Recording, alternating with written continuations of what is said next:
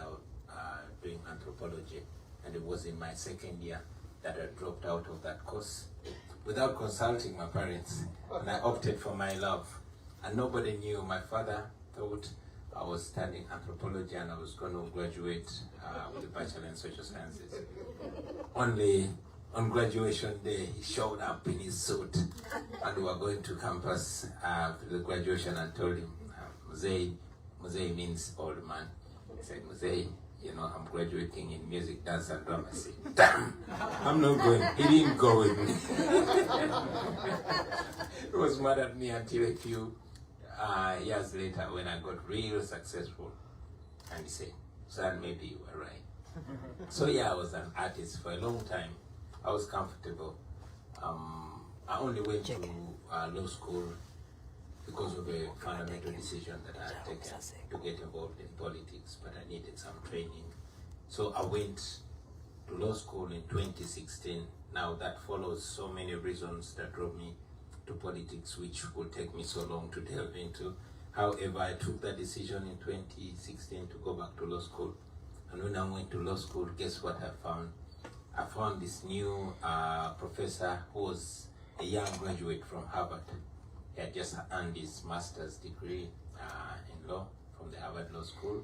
We became friends and started having conversations, about the country and the trajectory it was taken.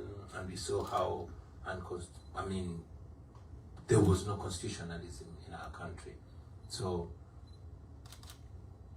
towards the end of the first year, we saw that General Museveni was trying to change the constitution to make himself stay forever, and the lawlessness and everything. So the student and the professor agreed that it does not make sense to study law, to study constitutional law in a country that had no constitutionalism. We both left law school and formed a political movement called People Power. Yeah, and that's how People Power started. So let me ask a question then. My next question is really about the connection between activism and the sort of movement politics of People Power and the decision to formalize it in a political party in a country that has such a fraught relationship, shall we say. We'll get into the details. But Yeah. A fraught relationship with elections, of democracy. Are there trade-offs in the sort of activist movement approach and the formal party politics approach? And what made it worth it for you to formalize? Yeah. Actually, it's a huge trade-off, I must say. I was an activist, into activism. I believed in it. I still believe in it. Actually, when I chose to run for parliament, there were many political parties, the ruling party and formidable opposition parties. While the NRM was a ruling party, we had the FDC led by Dr. Kizza Besigye, powerful opposition party, the main leading opposition party then. I had the Democratic Party, the historical opposition party, Uganda People's Congress and all that. But the youthful me, with that fire that was burning in me, believed, as I believe now, that the solution did not lie in a political party. And there was a lot of, polarization among political parties. So I decided to run independent on an activism card. I won the election against the main political party and the main opposition party with 80% of the vote. That spoke to me, and it is the gospel that we had been pushing to our nation, saying now Uganda's need is not another political party, but a formidable force of the people. And we went ahead to form the People Power movement. This encompassed membership and supporters from all across the divide, from all political parties, mainly opposition political parties. It went on like that until when circumstances determined that I ran for president in 2021. Now this is where the formalization came, that I needed a symbol, not just for me, but a symbol for me and all those that were running on the same values, on the same ideology of servant leadership and taking power back to the people. We needed a political party. We did not intend, I've never intended to form a political party. We were in good terms with the Democratic Party. We were in good terms with the Forum for Democratic Change, FDC, and others. Unfortunately, all of them, now this I learned later, that they had an understanding with the regime to disassociate from us. And yes, towards the election, none of us could associate with us because dictators love a divided opposition. And I'm saying opposition with quotes because some opposition, most of them are not intending or are not targeting removal of the regime, but just to up their status within the regime. So we very cunningly and creatively co-opted an unknown political party. It was called National Unity Development and Reconciliation Party. Silently and through a proxy, we changed its name, changed its colors to our preferred colors. She also changed the symbol, and we held a secret delegates conference, and I took over the leadership. Why did we do that? Because the regime, we wanted to formalize the People Power movement and turn it into a political party, but the regime gave an order not to register us as a political party because they knew what it would turn up. Anyway, fast forward, we took over this new political party, and in a shocking revelation, we held a press conference and said, ladies and gentlemen, now we have a new political party, and we held a secret delegates conference, and here I am. I'm the president of that party, and the nation went into a frenzy. Now this was just a month and a half towards the main election. We were able to nominate on that political party, and we won the election, although it was rigged. We got many more members of parliament, and we suddenly became the leading opposition political party. Yeah. So I wanted to come to that election. I must mention this, I'm sorry. I must mention this to draw clarity between activism and former political party. We have said it before that we are not a political party, and yes, we are not. We just have a political party. We took over that political party to have a formal and legal platform, an electoral platform as a political party. But to solve our problem, we are the People Power movement, not the National Unity Platform. We just have a political party, but we are a movement. I don't know if I make it more clear. Yes, no, I understand. I mean, I think also what you just demonstrated, it's almost like show, don't tell, the link between theater, which is the like reveal of who we are, the colors, the flag, the icon of the party, and the law, which is you have to find a path. It has to be something that's not obvious because there was an attempt to deny you the right to register. So those trainings served you well. At the end of the day, you're still a lawyer and a theater and music. Drama school did it. Drama school did it. So I wanted to dig into the election a little bit because we have many sort of politically minded people in the room. I hope all of you will actually contest power, do the hard thing. You can ask our guests today what it's like. But in January of this year, President Yoweri Museveni was declared the winner of the presidential elections, marking his 40th year in office. There were widespread allegations of human rights abuses, fraud. We heard about the abuse and torture that you and your family have experienced, and for that, we're so sorry. You were declared officially the runner-up. Can you walk us through what the experience is like contesting elections that you know are not free and fair, and what was gained in spite of that? Yeah, it's a long story. I wish I could, in just half a minute, take us back to 2021 because that was the first time I ran for president.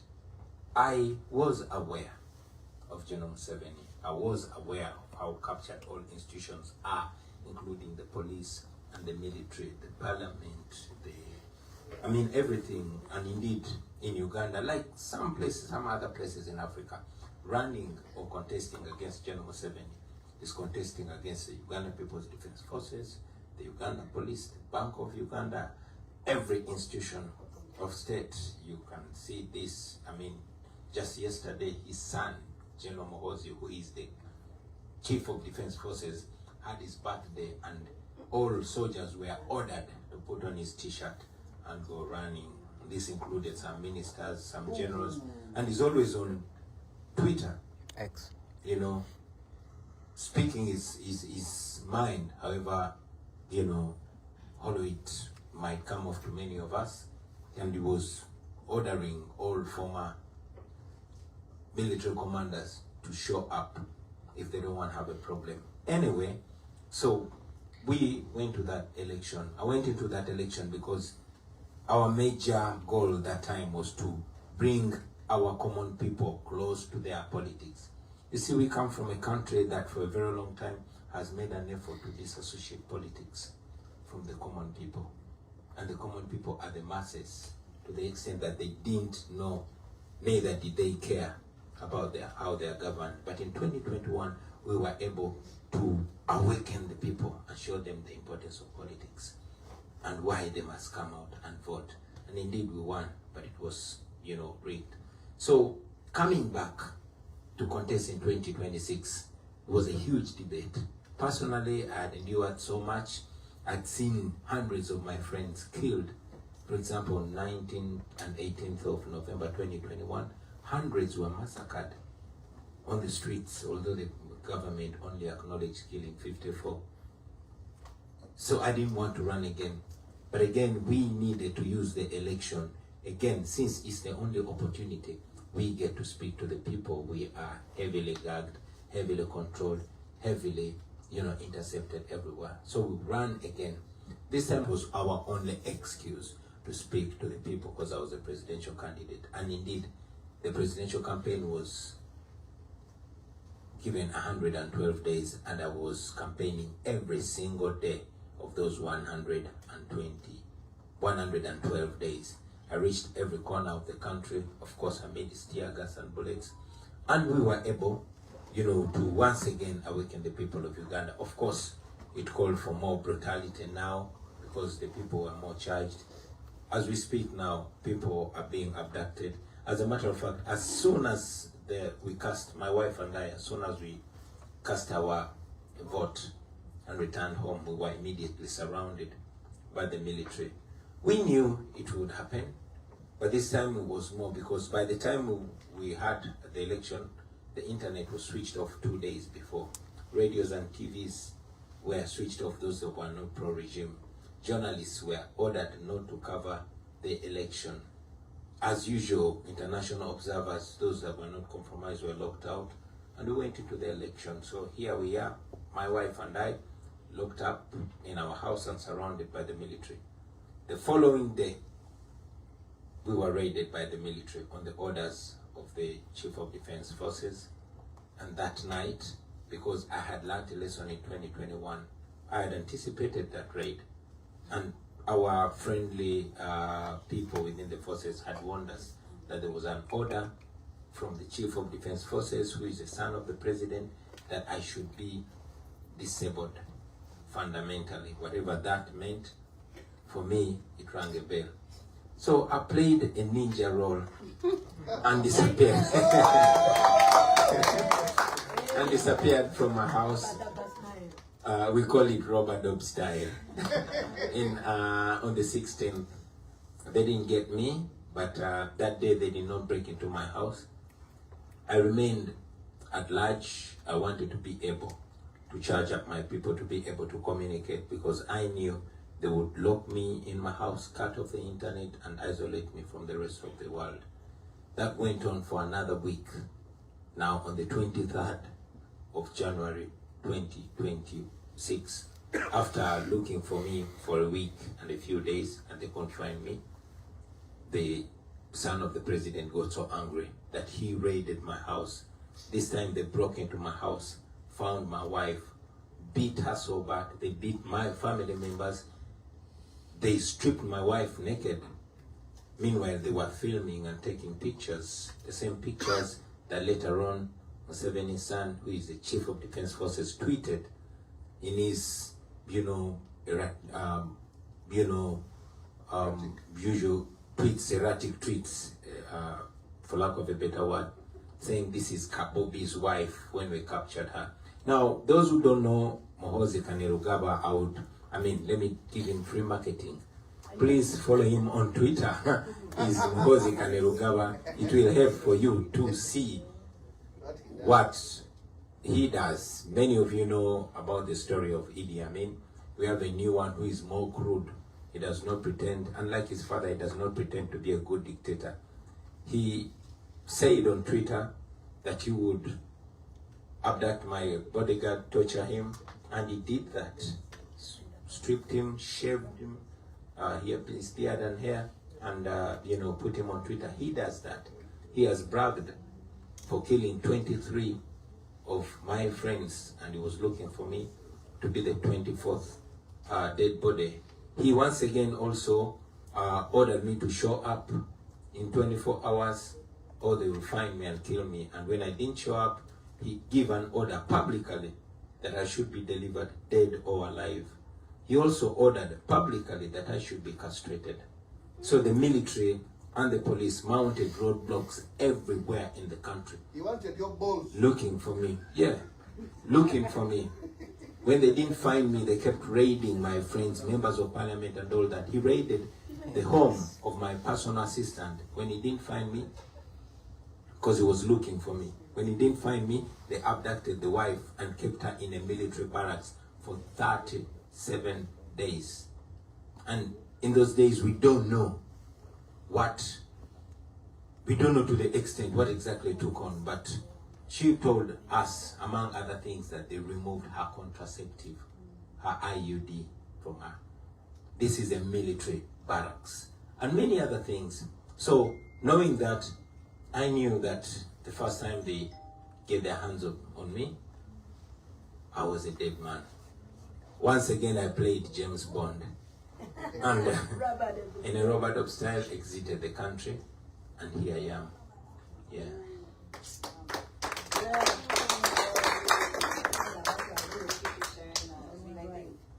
Many people are very grateful that you're here today, but it's also, I know, a heavy weight to be in exile. So I wanted to ask, how are we doing on time? I have a few questions, and then I'll hand it over. Just building on these terrible stories of violence and harm, what does keep you going? What makes it worth it for you, especially if you feel like you can't be safely in the country at this moment? Hope that one day everything's gonna be all right. And the belief that oppressed people can stay oppressed forever. We look back in history where we are, so many countries have been there. Kenya was there in the days of Moi. Many other countries have been there, but with the persistence of their citizens, they win.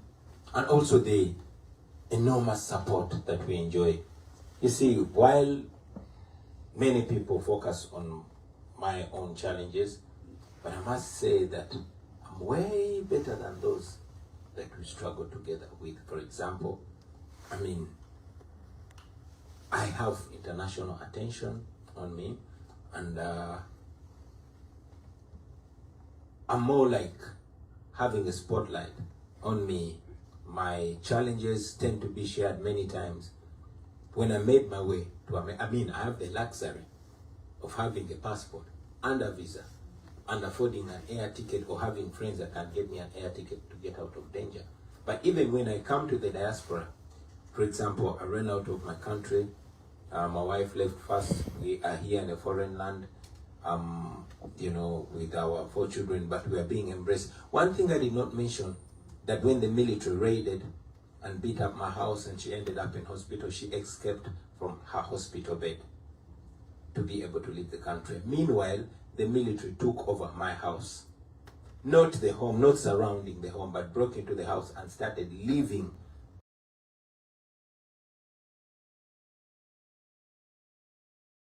those that there was one gardener that stayed there, and every now and then would see soldiers moving out of my house in my clothes. So it would be funny if it wasn't sad, but we were able to go past that. So the hope and the support that we get from the people that are even more oppressed than myself, I mean, the common people, that alone keeps us going. You know, when I was in hiding, I would just show up in people's houses and they would, you know, let me in. There's this one time when I was moving with my mask and showed up, whenever I show up and say, it's Bobi Wine, shh, everybody fits in. I mean, it's like we have known each other for a long time. There's this Muslim woman whose house I ran into while they were chasing us. She screamed, oh my God, and they say, hey, it's Bobi Wine. Suddenly she went quiet.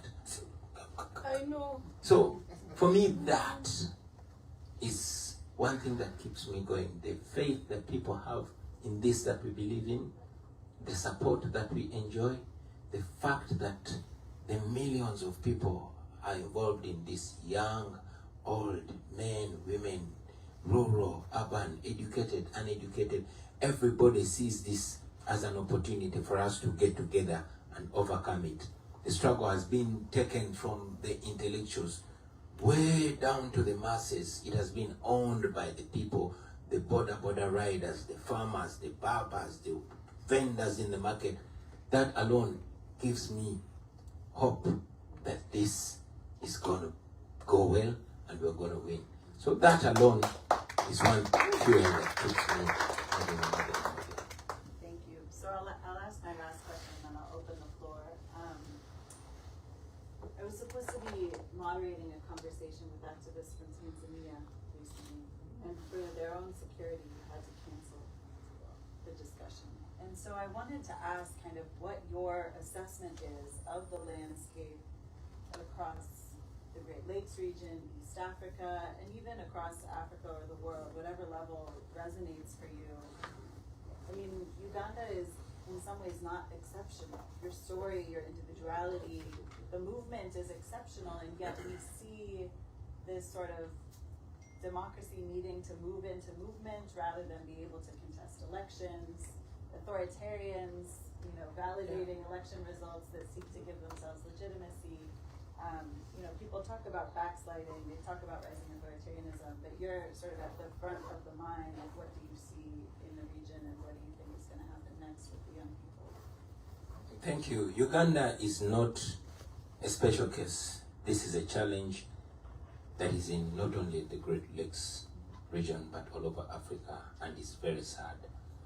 As a matter of fact, when I escaped out of my country, many people that present themselves with a badge of Pan-Africanism criticized me so much for running to the white man's land, for running to the colonialists. I mean, that's not where our solution is. They would probably escape me to run to Kenya or Tanzania or any African country, and I would love to, you know.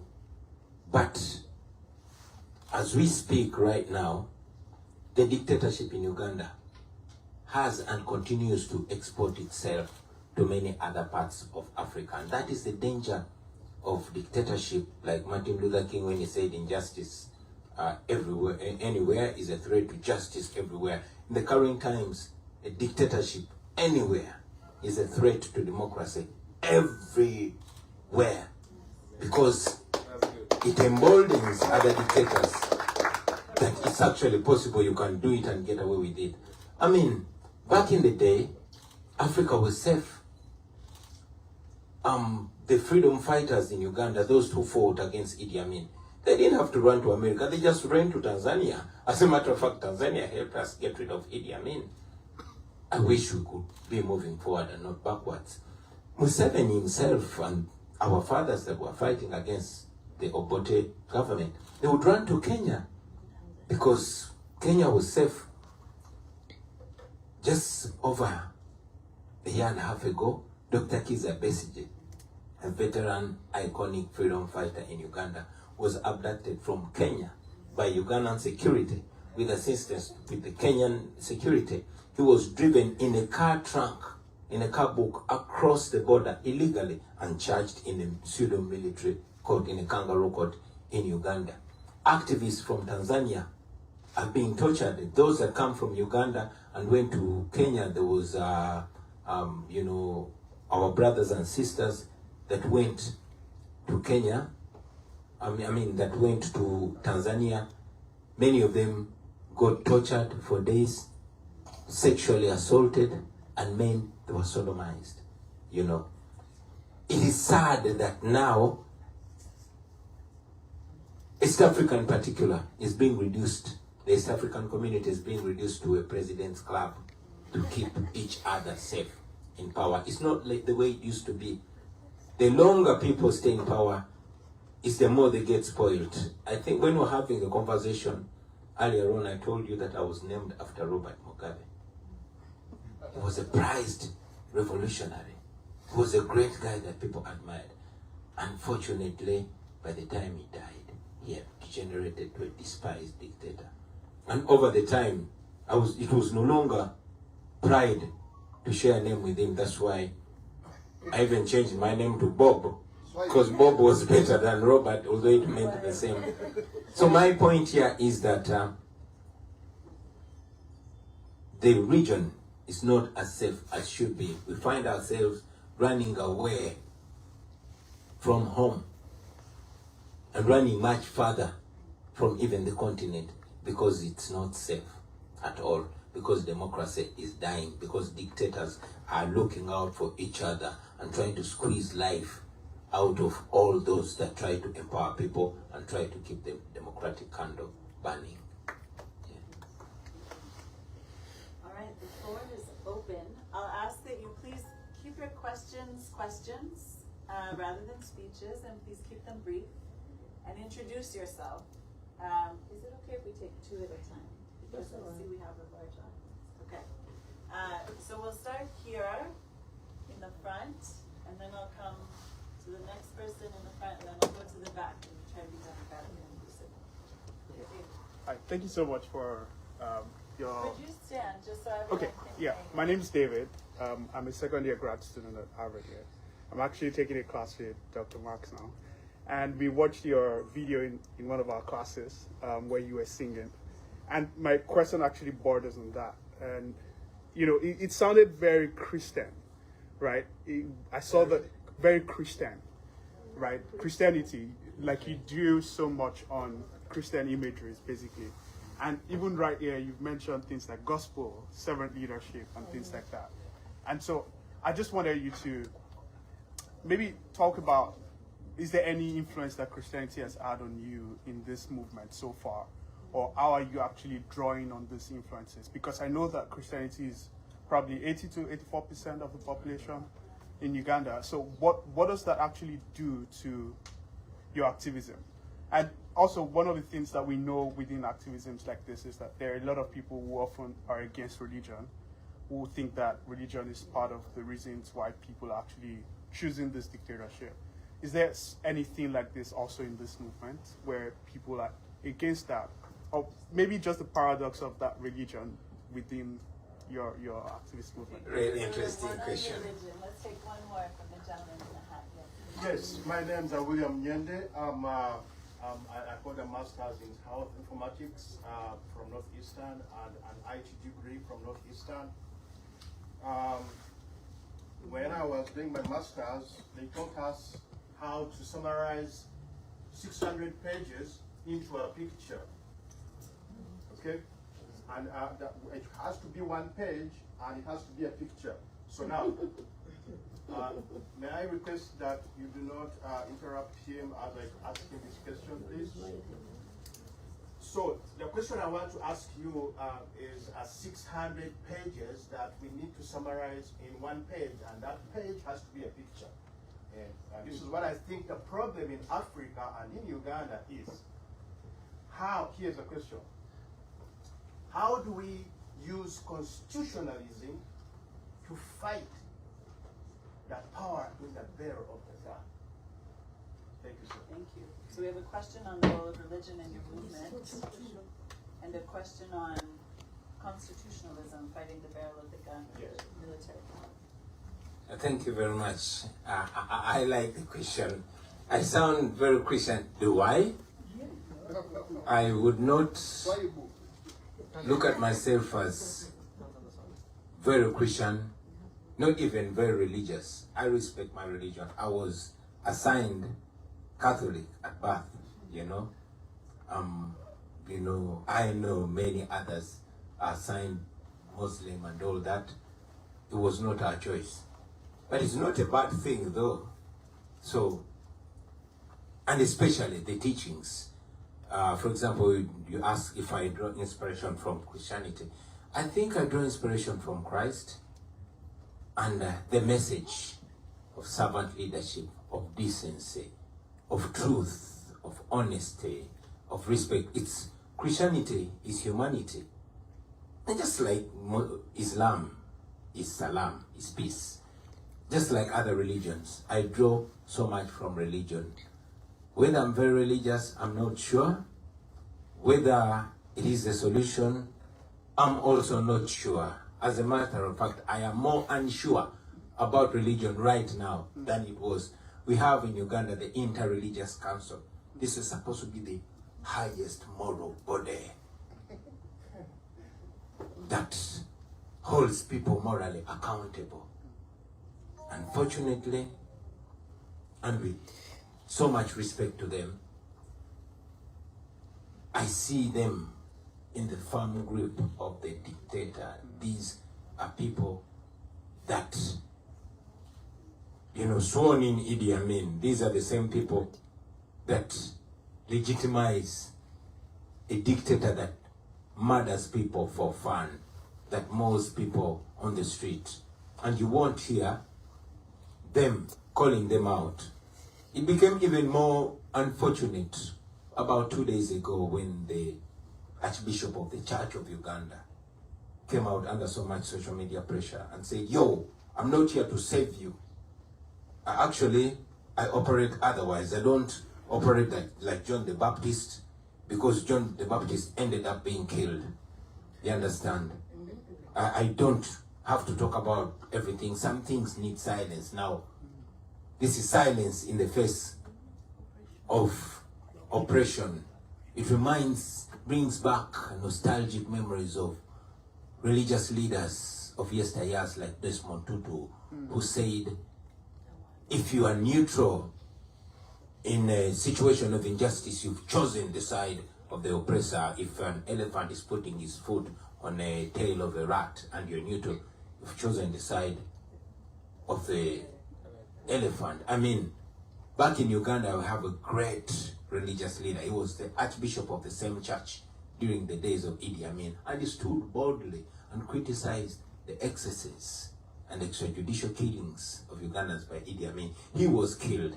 Today we have a day in his honor. And this is the morality that we are taught, to speak truth to power and not fear. I mean, we are taught that blessed are those that live for truth, because the kingdom of heaven is theirs. But our religious leaders don't seem in a rush to embrace the kingdom of heaven. It disturbs me. We are told to emulate Christ. Christ spoke truth to power and even proudly took death. That's why we look death in the eyes, and we are ready to face death, because this is what we are taught. Historically, all great men, Martin Luther King, Malcolm X, and others, they were killed for the truth. And today they're heroes, and we are told by our moral leaders that that is the way to go. Unfortunately, the same people are telling us that, yo, compromise and don't die.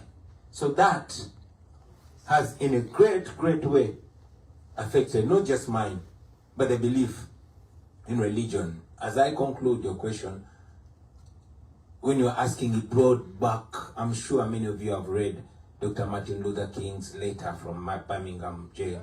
Yeah. That noted that the young people then were slowly losing interest in the church, because the church seemed not to be as moral as it had to be. So for now, I'm not shy to say my religion is truth. My religion is love. My religion is uncompromising truth and equal rights for every human being. Equal rights. Yeah. that also brings me to my brother's question: how can we use constitutionalism to put an end to gun rule?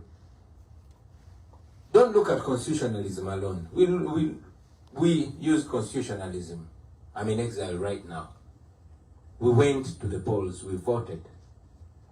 We won the dictator.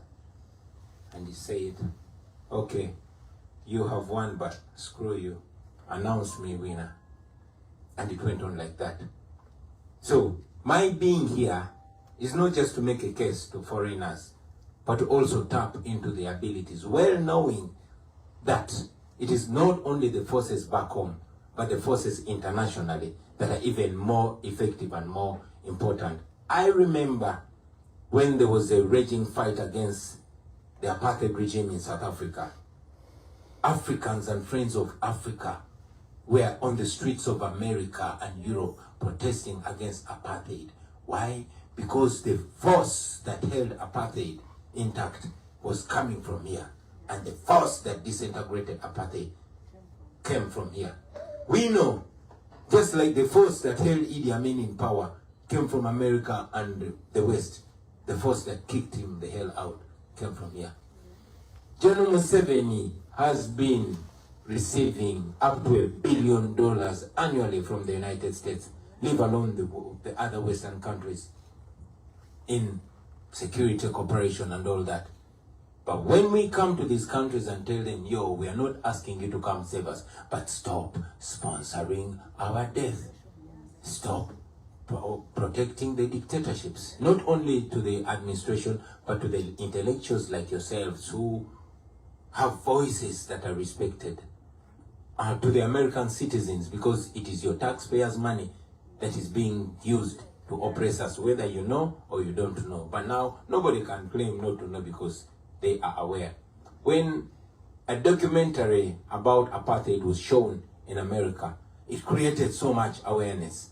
And in a short while, the American government disassociated with the apartheid government. That is what we want to do, because we know it's possible. We know if America said we are not going to be associated with mass killings of people, that will end. But now, Muhoozi Kainerugaba, who is Museveni's son and also the head of Uganda military, will torture people on the camera, will torture the wife of the presidential candidate on camera, and the following day, he will come out in a picture, an unofficial picture, standing shoulder to shoulder with either an American diplomat or a European diplomat. What does that communicate? That communicates that you're partners in crime, that you are willing to close an eye to this injustice for, other benefits. It shows that this great democracy, when it comes to Uganda, it chooses diplomacy over democracy. It chooses, if I could finish, it chooses, business over rights and values. And for us, we are telling them, stand for the rights and for the values that you profess. And I've said it before, I'll say it right here again, that if what Museveni is doing to Ugandans was being done by a European leader, that leader will not be in power the next month. However, you cannot see an American diplomat or a European diplomat from a democracy standing shoulder to shoulder with a dictator like, for example, Lukashenko. But now, if they stand shoulder to shoulder with an African dictator and it's all right to kill 100 Ugandans and you close an eye to it, shows that the standard, Uganda's human rights is held at a lower standard than the rest of the world. And for us, that comes off like racism. And if it's not, I don't know what it looks like. So our effort now is not only constitutionalism. Our effort is every means, every moral means, every constitutional means, every legal means. And that comes when we scream and scream and scream it out. Thank you.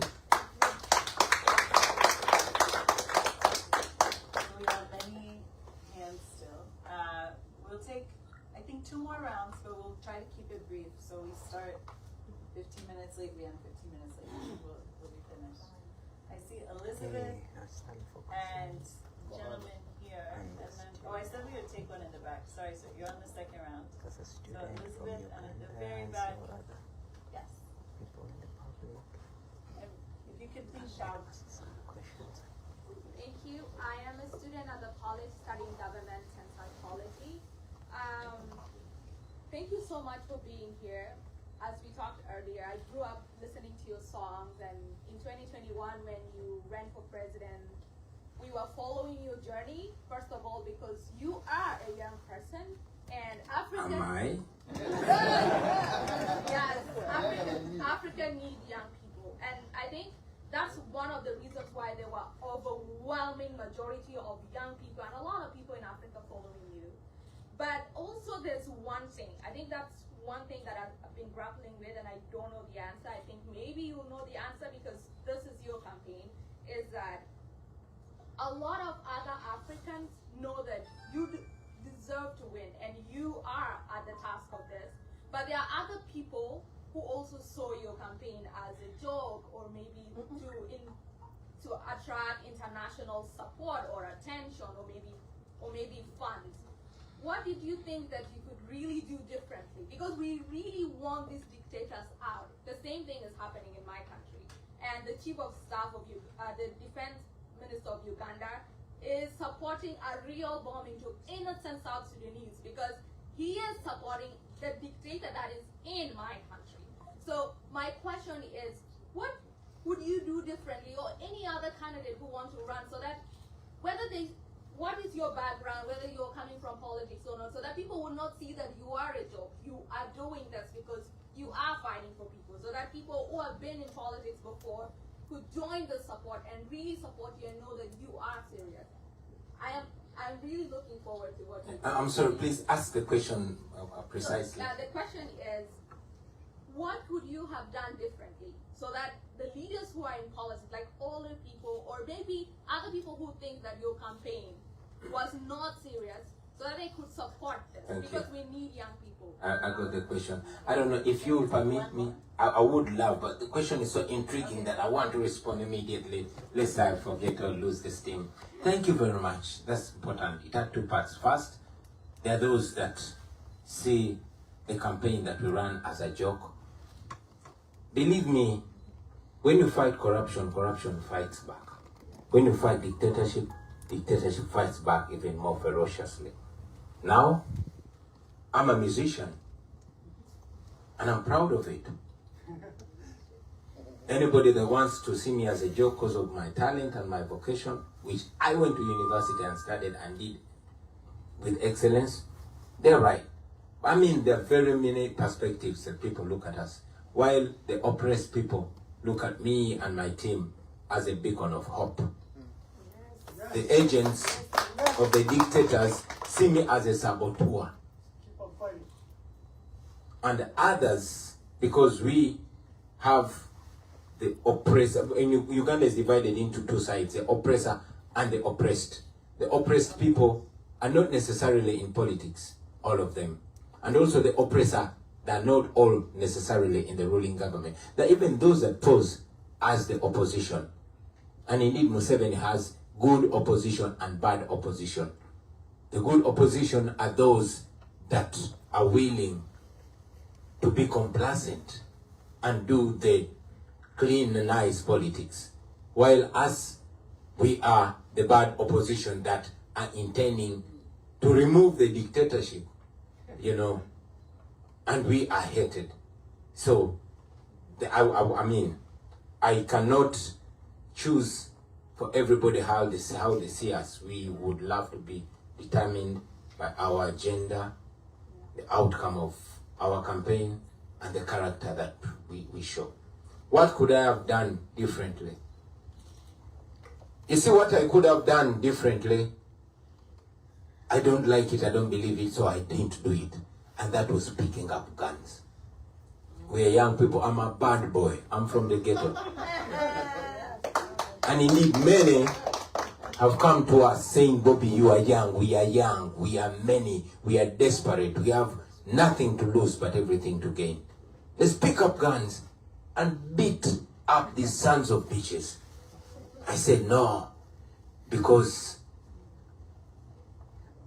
violence only begets violence. Historically, I've not seen anywhere where violence takes over and you get a smooth democracy. Our desire is to disempower the guns and empower the people. So we would be another group that comes in forcefully and filled with entitlement. But if through this our struggle we disempower violence, then we have empowered the people. We want to change. I mean, we come from a country that has never seen a peaceful transfer of power from one ruler to another. Since independence, 1962, that is 63 years ago. We want to change that in this, our generation.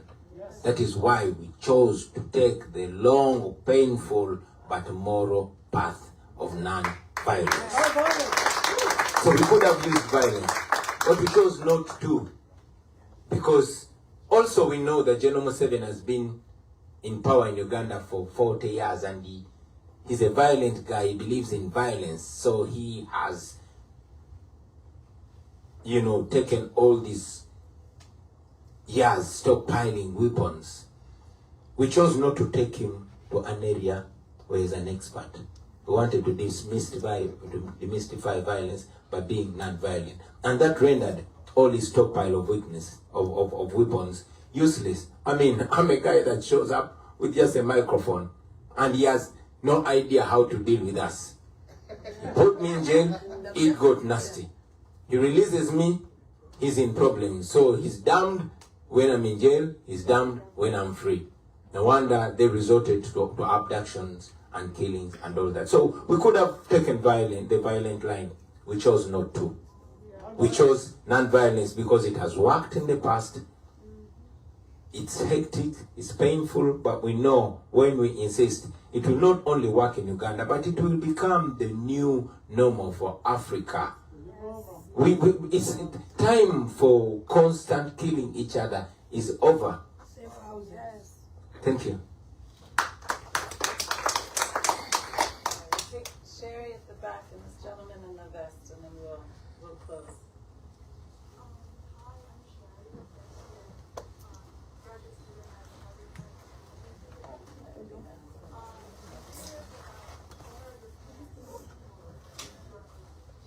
Okay. Sorry, can you please speak up? We can't hear you. Tugenda mu maaso Repeat it. tuyinza tuzigirako very soon naye nga olukuŋŋaana luno luli ku Harvard University tugenda kubaluggwa era essimu beezigidde mu kaseera katono nnyo mu maaso kaawo. Okay, so the question is, what are your plans moving forward, if you're allowed to share? And what's your message, besides hope, for your supporters? Thank you. Thank you. That's a tricky question. What are my plans or our plans moving forward? I would say the main plan is not to give up. Not to give up. In a dictatorship like Uganda, you don't draw plans. Your next agenda is always set by the regime because you plan to have a rally and you wake up and you're abducted. You plan to speak to the people and you wake up and you're homeless. I mean, hours before, I was a comfortable homeowner back home and a respectable citizen. 24 hours later, I was a fugitive. A month, 2 later, I'm in a foreign country. I always tease with my friends, because when you don't have a home, you're homeless. So we just go by the day, but the major plan is not to give up. Among other things that we are doing or intend to do is to work up the diaspora. When I was forced out of my country, I conditioned my mind to believe that my work has only begun now. So we are on a phase of international engagement. That's what brings me here. That's what's taking me to Howard tomorrow That's what takes me to Washington to knock all offices and to make sure we don't leave any stone unturned. But most importantly, to galvanize the diaspora. Just like in the days of slave trade, man, we have our best, our cream in the diaspora, in America, in Europe, in Arab countries. The best of us has left home. They are either economic refugees, political refugees, and all that. But these people want to go back home because they are not comfortable and fully living with full dignity on a foreign land. So they want to come back home. We have the best among Ugandans. I've traveled, you go to Europe, you go to these universities, and you have Ugandans teaching there. You go to India, you have Ugandans there, the surgeons there. But back home, the education system is rotten, the healthcare system is rotten. These people want to come back home because they know they are going to grow old. But they want to set up a country that will be worth their retirement. So we are reaching out to all those people because we can't reinvent the wheel. When they were fighting against dictatorships like Idi Amin, those that were in exile and in the diaspora played a huge role in the liberation of Uganda. So history is repeating itself, but in a better way. And that is what we're doing, and we keep going. That was the first question. I've forgotten the second question. I think you answered them together. It was the thank message, you. and that was perfect. Oh yeah, the message to the young people. Don't give up. But not only that, rise to the occasion. Nobody is coming to save you. It is you that is going to determine your tomorrow. You guys are young people here. Me, I'm 44 now. Sometimes I wake up and I'm like, damn, I'm 44. I was 34 just the other day. In fact, it's as if 2 weeks ago when I was 25. But we grow so fast. Especially those that are coming from Africa or oppressed countries. Nobody else. You that are here in Harvard, man, you are the hope that we are looking for. You have already discovered your calling. Frantz Fanon, you are elites, you are intellectuals, you've read so much. You must have read about Frantz Fanon, who said every generation must, out of deep reflection, discover their cause, their mission, and choose to either betray it or pursue it. Now I have no doubt that you know your mission. You know what your countries can be. It's up to you to betray it or pursue it. You can pursue it. We are relying on you. Me, I'm here. I'm only speaking this, but I'm not an intellectual. I came to run for president when I didn't even have a university degree. You are the intellectuals of Africa. You must help yourselves by helping your people. That's a country, whatever country you come from in Africa or in any other oppressed country, you will have to go back. So play a role, rise to the occasion, and lead. People like Kwame Nkrumah, people like Mugabe when he was still a moral person, people like Jomo Kenyatta, they started from here. What they got from here came back to Africa and earned us independence. Came back to Africa and earned us better. Are you telling me you are not the offsprings of those people? Yes, you are. So it is your time to be the Kwame Nkrumah, to be the Mandela, to be those great revolutionaries that changed Africa. Thank you. I think that's the perfect note to end on. We've gone for over an hour. We've gone 15 minutes past our time, and I know that probably everyone wants a photo. I don't know if you're okay with photos. Please join me in thanking our guests. Okay, twebaza manara baddeko president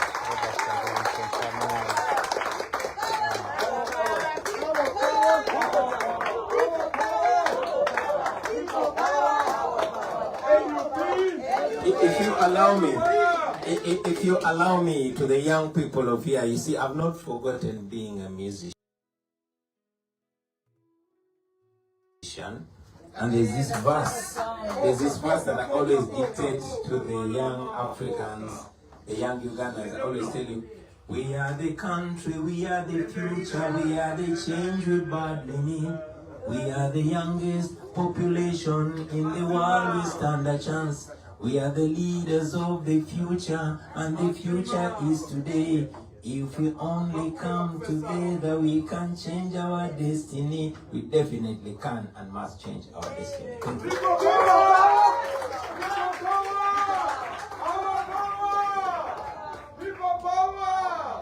Everywhere. NUP.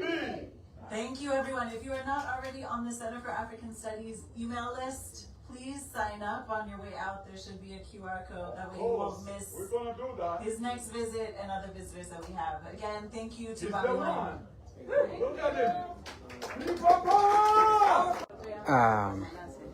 Oyo yabadde President Robert Kyagulanyi Ssentamu wano ku Harvard University.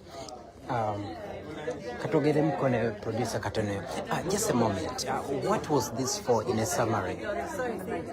What was this for in a summary? A summary. This is a conversation I had. I just want to thank Bobi Wine.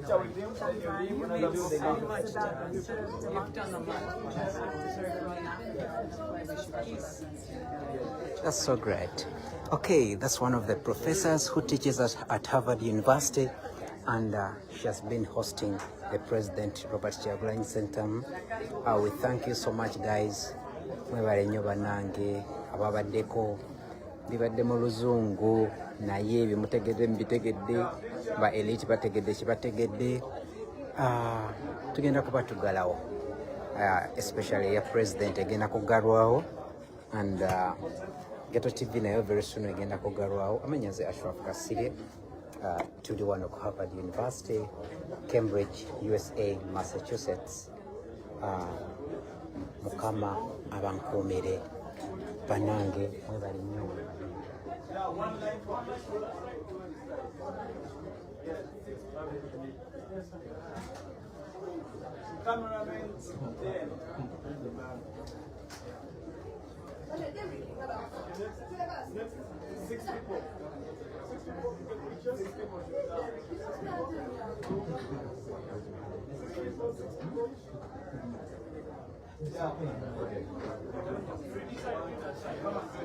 Okay. Yeah, tukyali live ne president. Kyemba manya TikTok ye eweddeko.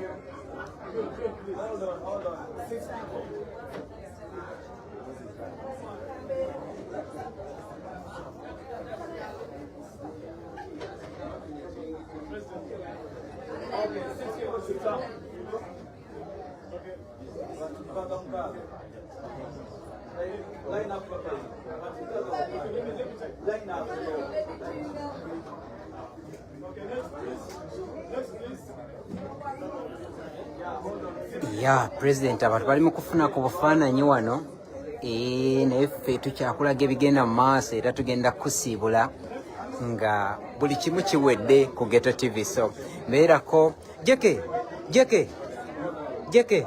pa ku kisumuzo kyange ekyo yakirabye munsonyiwe bannange mbitaddemu Oluganda, naye abantu bali mu kufuna ku bufaananyi obutonotono wano ne president. Papa jeke ayina ekisumuzo kyange ekyo wankimama nsansa okulaba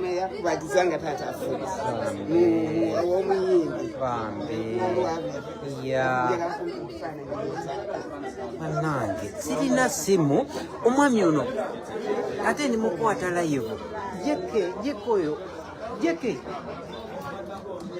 wandigeze n'okisaba n'ofuna omuntu akikuba. Jeke kuba mba muonya ekifaananyi kimunkubireko. President yetaaga okuva wano.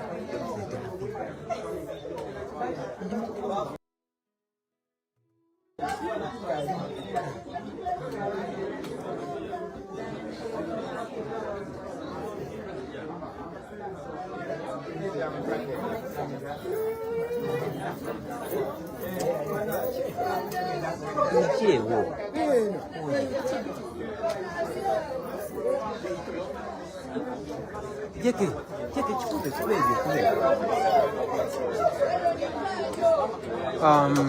Bannange mwebale nnyo, mwebalire ddala. Tukyagenda mu maaso kyengezako bategeeza nti president olwaleero abadde wano mu lukuŋŋaana luno ku Harvard University nga agezaako okupreachinga enjiri gyagamba nti tegenda kukoma. Musonyi obuyitaayitamu obwo obutonotono ate olusobola okola bino nabiri ng'ate olina okubanga ate oweereza abantu babadde ba students ab'enjawulo ku university wano okuva mu nsi ez'enjawulo nga bw'olaba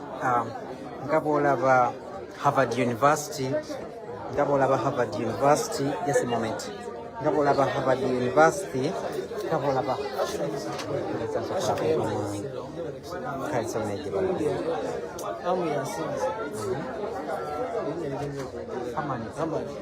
Simanyi genda olaba obwana afuna genda bali mukuba ebifaananyi naye okamera ali mukuba so oli akudde oyo akikubye oyo ajja kikuwa yajja kimpa kikuwa okay kusomboyebwa kungi naye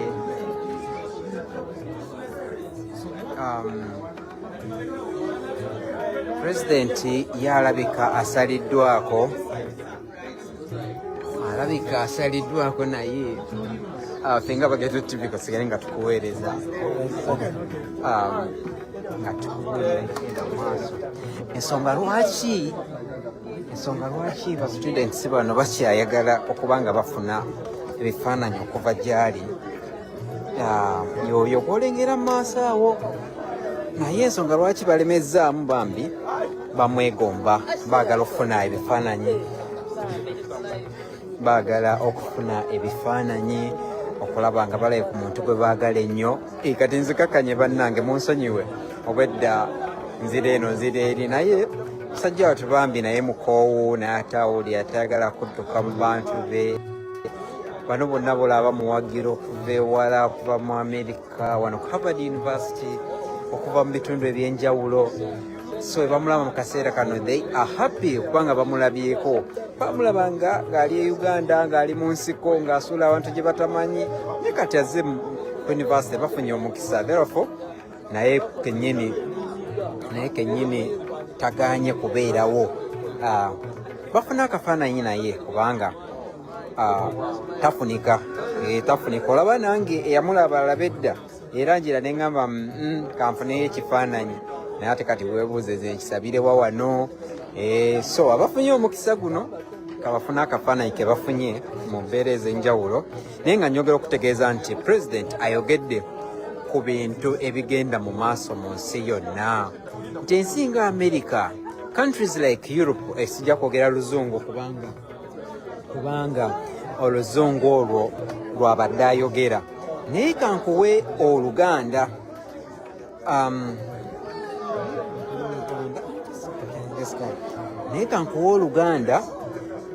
ategeezeza nti ensi nnyingi nga wolaba eziri mu Europe zonna gattako n'ensi nga America gattako n'ensi nga Canada zonna zisponsalinga okuttibwa kw'Abannayuganda ekyo kyeyazze okulwanyisa agenda kutuuka mu buli koona era buli soon agenda kubaddayo Washington aveeyo agende mu states endala abe ng'ayogera n'abantu abo abagambe stop sponsoring our death mulekere awo okusponsalinga okufa kwaffe that's one of the messages he's preaching lwaki because agamba nti we can fight for ourselves tusobola okwerwanirira we can kill the Musevenis if we want and we can push them out of power naye tekisoboka balina $1 billion of USA buli mwaka so stop sponsoring the oppressor kyagezaako bagamba era message eyo agireese ne ku university ono ku Harvard University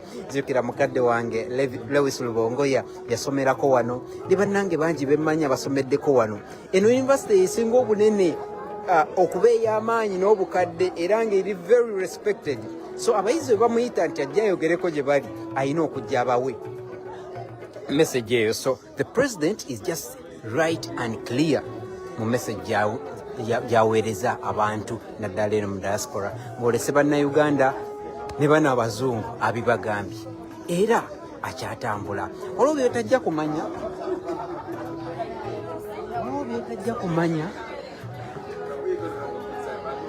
waliwo byotajja kumanya ebyo byajja okufuna mu meetings ez'enjawulo munda eyo naye nga ky'oba omanya ali very willing okutuuka mu buli koona yansi yonna nga preachinga message olwo omukyala waffe omu ku balwanyi maama w'abalwanyi okuva e Kenya ali wano namulabyeko bamuweereza yabadde musanyufu nnyo okulanga najja abeere mu lukuŋŋaana luno ng'awuliriza message bamubuuziza ebibuuzo for example ekibuuzo eky'eddiini omulenzi omu abuuzizza Tikulidde ng'oyogera nnyo ebintu naye ng'olinga Christian era nga Christianity ekuyambako okutwala struggle eno mu maaso. Oli Christian nnyo. N'amugamba simanyi ge mazima.